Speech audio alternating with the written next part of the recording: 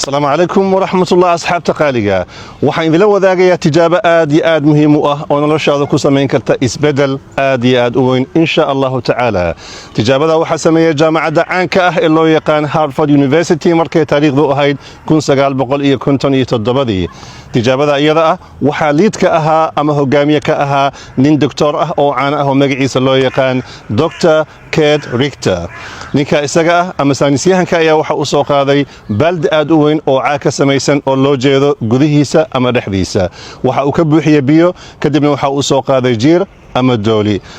si fiican ayaad ii maqashay waxa uu soo qabtay ama uu soo qaaday jiir ama dooli markaas wuxuu ku dhexdaayay biyihii caaga ka buuxay dhexdooda muddo ayuu sugay si uu ogaado bal maxaa qabsan doona dooliga isaga ah ee biyaha uu ku sii dhexdaayay dooligii ayaa biyaha ku dhex dabaashay waa u raftay waxa uu isku dayay inuu badbaado laakiin markii ay ka soo wareegatay oo tijaabada ay socotay 15 daqiiqo ayaa dooligii yar ka ahaa wuxuu u yaabay nafta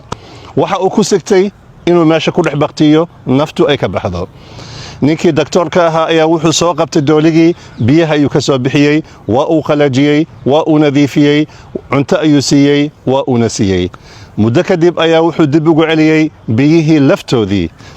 bal saaxiib aan ku weydiiyay qiyaas intee in la eg ayaad leedahay dooliga isaga ah ama jiilka isaga ah wuu sii badbaadayaa wuu sii noolaanayaa waa sii rafanayaa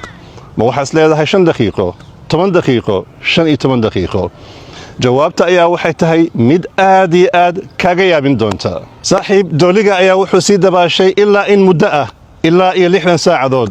waa is adkeeyay waa isgeejiyay maskaxdiisa ayaa wuxuu ku sameeyay isbedel wuxuu aaminay in la badbaadin doono wuxuu aaminay in biyaha uusan ku dhiman doonin taas ayaa waxay keentay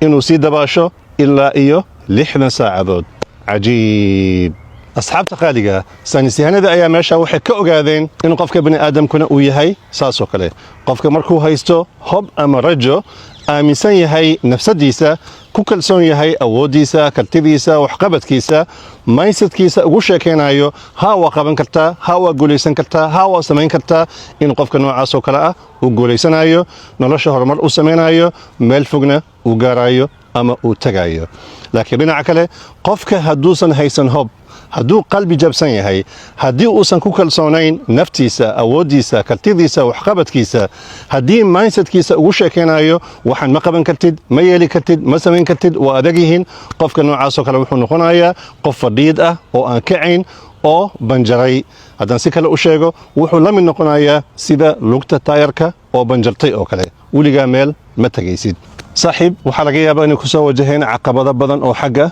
nolosha ah waxaa laga yaabaa in ganacsiga aad bilowday uu ku shaqayn layahay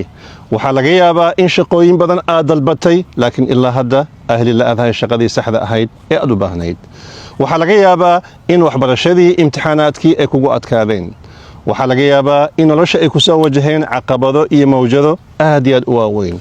waxaa laga yaabaa inaad qarka u saaran tahay in mawjadaha iyo caqabadaha aad ku dhexafatid oo aad ka badbaadi weydid laakiin saaxiib waxaan ku leeyahay ha samayn saa la imow hob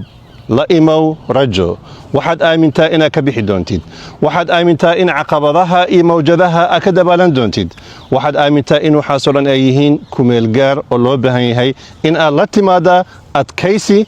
iyo inaad aamintaa nafsadaada waxaan shaki lahayn waqti dhow oo aan dheerayn in waxaasoo dhan aad ka dabaalan doontid oo aad ka bixi doontid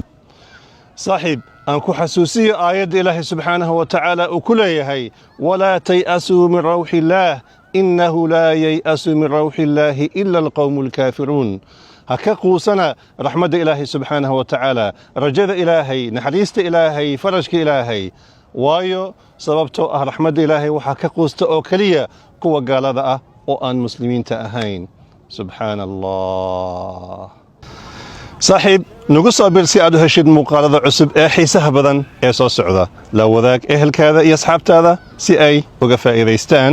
waxaan ku rajaynayaa guul iyo gobonimo waxaan kaaga tegayaa fii amaan illaah wasalaamu calaykum waraxmatullaahi